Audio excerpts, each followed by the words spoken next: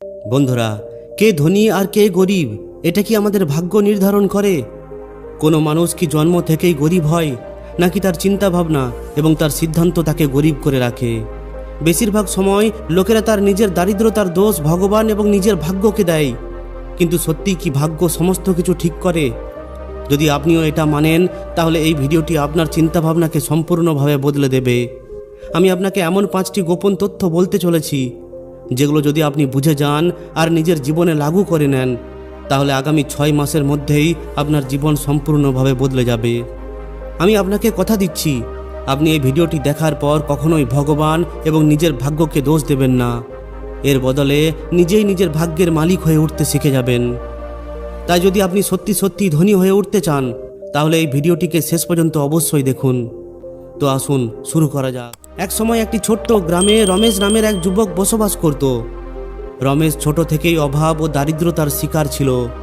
তার মা বাবা অনেক পরিশ্রম করে, কিন্তু তাদের ভাগ্য কখনোই তাদের সঙ্গ দেয় না।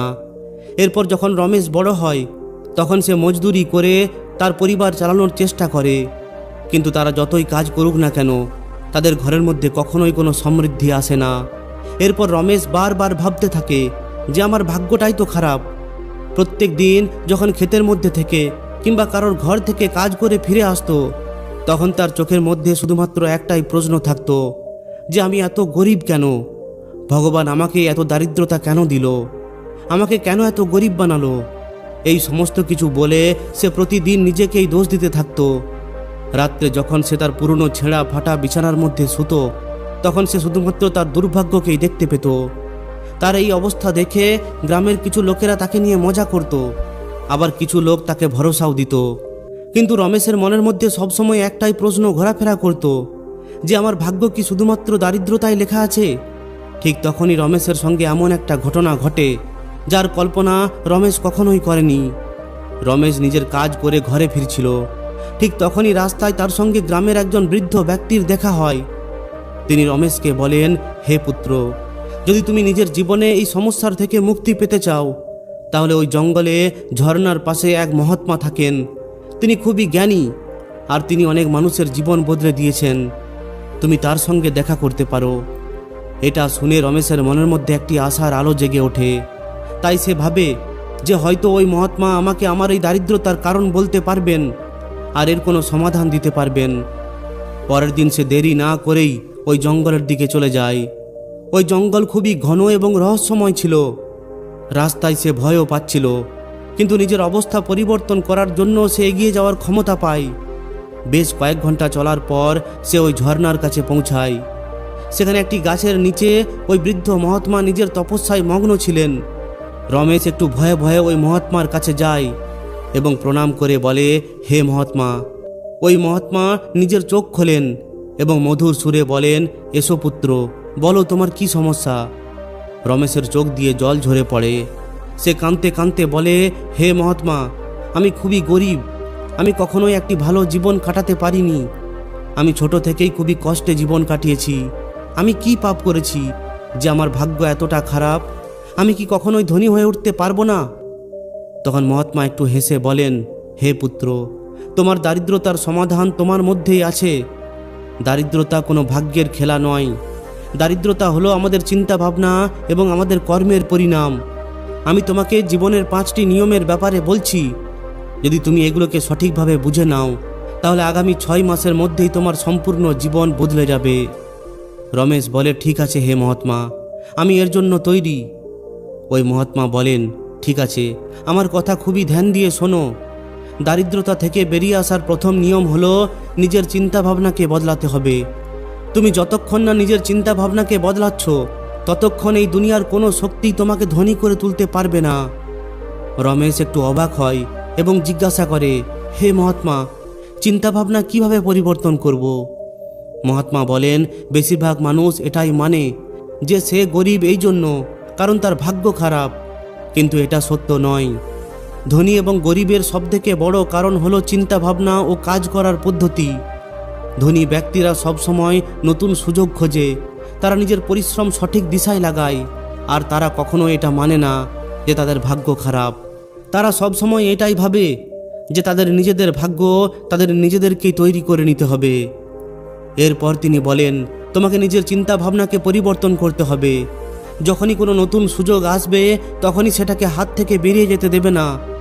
সবসময় শিখে চলো এবং নিজের কৌশলকে আরও উন্নত করো।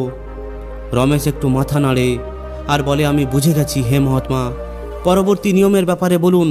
তখন ওই মহাত্মা বলেন, দ্বিতীয় নিয়ম হলো দায়িত্ব নাও এবং বাহানা করা বন্ধ করো। মহাত্মা বলেন যে গরিব ব্যক্তিরা সবসময় অন্যদের দোষ দিয়ে থাকে, সরকারকে, এই সমাজকে, নিজেদের ভাগ্যকে, কিন্তু ধনী ব্যক্তি নিজের দায়িত্ব নিজেই নেয়।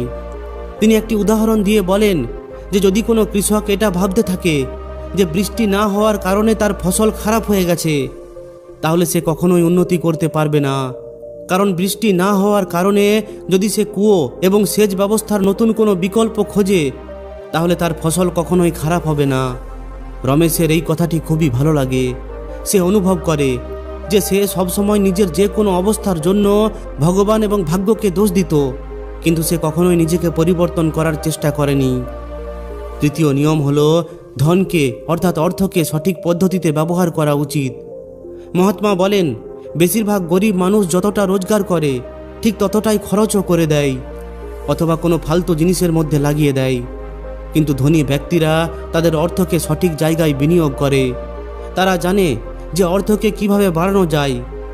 তিনি বলেন যে যদি তুমি নিজের অর্থকে একটু একটু করে বাঁচাতে এবং সঠিক জায়গায় বিনিয়োগ করতে শিখে যাও, তাহলে ধীরে ধীরে তোমার অর্থ বাড়তে থাকবে। তোমাকে পরিশ্রমের সঙ্গে সঙ্গে নিজের বুদ্ধিও খাটাতে হবে।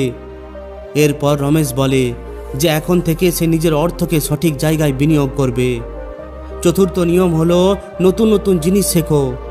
মহাত্মা বলেন যে গরিব ব্যক্তি সেটাই করতে থাকে যেটা সে সবসময় করেই আসছে, কিন্তু ধনী ব্যক্তিরা সবসময় নতুন কিছু শিখতে থাকে। তিনি উদাহরণ দেন যে যদি কোনো দিনমজুর শুধুমাত্র দিনমজুরের কাজই করতে থাকে আর কোনো নতুন কিছু না শেখে, তাহলে সে সারা জীবন দিনমজুর হয়েই থেকে যাবে। কিন্তু যদি সে কোনো নতুন কিছু শিখে নেয়, তাহলে তার আমদানি অনেক গুণ বেড়ে যেতে পারে। রমেশ ঠিক করে নেয় যে এখন সে নতুন নতুন জিনিস শিখবে আর নিজের কাজে উন্নতি করবে। পঞ্চম এবং সবথেকে গুরুত্বপূর্ণ নিয়ম, ধৈর্য ও অনুশাসন রাখা শিখতে হবে। মহাত্মা বলেন যে ধনী হয়ে ওঠার জন্য ধৈর্য এবং অনুশাসন খুবই গুরুত্বপূর্ণ। সফলতা কখনোই এক রাত্রে পাওয়া যায় না, এর বদলে সফলতা নিরন্তর চেষ্টা করার ফলে পাওয়া যায়। তিনি রমেশকে উপদেশ দেন যে যেন সে প্রত্যেক দিন কিছুটা সময় নিজের কৌশলকে উন্নত করার জন্য দেয়, আর সে যেন নিজের লক্ষ্য থেকে কখনোই বিভ্রান্ত হয়ে না পড়ে। ওই মহাত্মার কথা শোনার পর রমেশ এই প্রতিজ্ঞা নেয় যে সে নিজের চিন্তাভাবনাকে পরিবর্তন করবে, সে পরিশ্রম করবে আর নিজের অর্থকে সঠিকভাবে ব্যবহার করবে। এরপর সে নিজের গ্রামে একটি ছোট্ট ব্যবসা শুরু করে, নতুন নতুন কৌশল শেখে আর নিজের দায়িত্বকে পালন করে। 6 মাস পর সে আগের থেকে অনেক গুণ উন্নতি করে ফেলে। তার কাছে এখন নিজস্ব একটি ব্যবসা ছিল। লোকেরা এখন তাকে সম্মান দিতে শুরু করে আর তার দারিদ্রতাও ধীরে ধীরে শেষ হতে থাকে। এখন রমেশ বুঝতে পেরে যায় যে দারিদ্রতা কোনো অভিশাপ নয়, দারিদ্রতা হলো একটি চিন্তা ভাবনার পরিণাম। যদি চিন্তা ভাবনা পরিবর্তন করা যায়, তাহলে ভাগ্যও পরিবর্তন হয়ে যায়। এর থেকে যে শিক্ষা পাওয়া যায় সেটা হলো মানুষ নিজের পরিশ্রম, কর্ম এবং চিন্তাভাবনার দ্বারাই ধনী হয়ে ওঠে, না তো ভাগ্যের দ্বারা। যদি আপনিও এই 5টি নিয়ম নিজের জীবনে লাগু করেন, তাহলে ভগবানের আশীর্বাদ এবং নিজের পরিশ্রমে আপনাকে একজন সফল ব্যক্তি করে তুলতে এই দুনিয়ার কেউই বাধা দিতে পারবে না। তো বন্ধুরা, যদি আপনি সত্যি সত্যি এই ভিডিওটি থেকে কোনো শিক্ষা পেয়ে থাকেন, তাহলে অবশ্যই একটি লাইক ও শেয়ার করে দিন। আর যদি এই ধরনেরই শিক্ষামূলক ভিডিও আরও পেতে চান, তাহলে আমাদের এই চ্যানেলটিকে অবশ্যই সাবস্ক্রাইব করে নিন।